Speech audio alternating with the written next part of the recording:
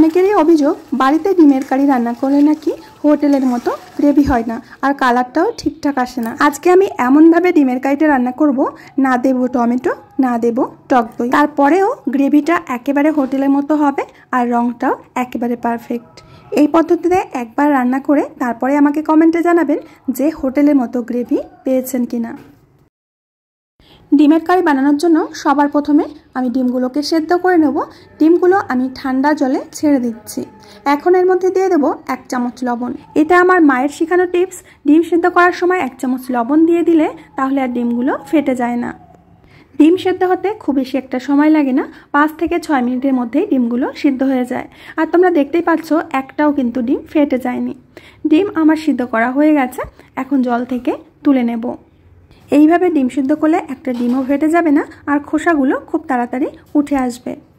ডিমের খোসাগুলো ছাড়িয়ে নিয়ে এর মধ্যে কিছুটা লবণ দিয়ে দেব আর দিয়ে দেব কিছুটা হলুদ। হলুদ আর লবণটা ডিমের গায়ে খুব ভালো করে এইভাবে মাখিয়ে নেব। এখন কড়াইতে দিয়ে দেব সরষের তেল।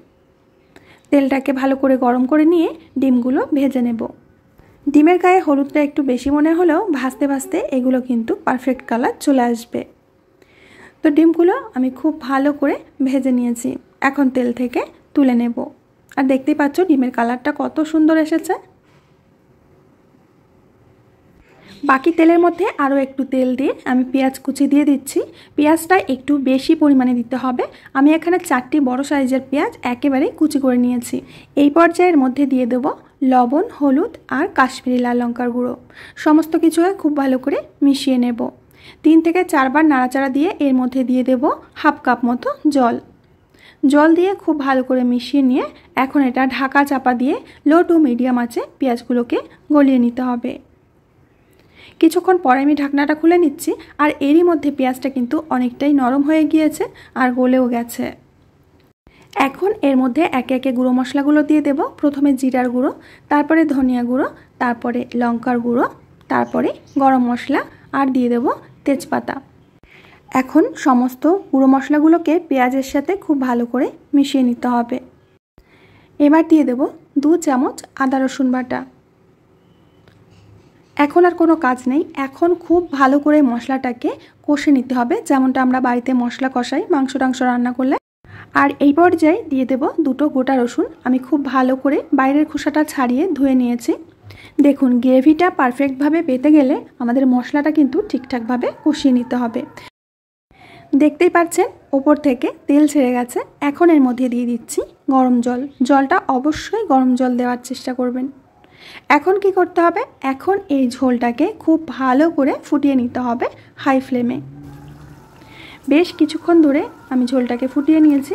এখন ডিমগুলো দিয়ে দিলাম। ডিমটা দিয়ে নেড়ে চেড়ে আবারও 5 থেকে 6 মিনিট রান্না করে নেব। দেখতে পাচ্ছেন ধীরে ধীরে গ্রেভিটা কিন্তু ঘন হতে শুরু করেছে আর কালারটাও দুর্দান্ত এসেছে। সবশেষে দিয়ে দেব 2টো চেরা কাঁচা লঙ্কা আর বেশ কিছুটা ধনেপাতা কুচি। চাইলে এখানে আপনারা 1 চামচ গরম মশলার গুঁড়ো দিতে পারেন, তো আমি দিচ্ছি না যেহেতু ধনেপাতা দিয়েছি। আপনাদেরকে একটু দেখিয়ে দিই যে গ্রেভিটা কতটা পারফেক্ট হয়েছে, একেবারে কিন্তু হোটেলেরই মতো। আপনাদের একটু কাছ থেকে দেখিয়ে দিচ্ছি যে গ্রেভিটা কতটা পারফেক্ট হয়েছে আর কালারটাও কত সুন্দর এসেছে। তো আমার প্রিয় বন্ধুরা, আশা করছি আজকের রেসিপি আপনাদের ভীষণ ভালো লেগেছে। ভালো লাগলে বন্ধুদের মধ্যে শেয়ার করে দেবেন। আমি আজ এখানেই বিদায় নেব, আবার আসবো নতুন রেসিপি নিয়ে। সবাই ভালো থাকবেন, সুস্থ থাকবেন। কমেন্টে অবশ্যই জানাবেন কিন্তু আজকের রেসিপিটা আপনাদের কেমন লেগেছে।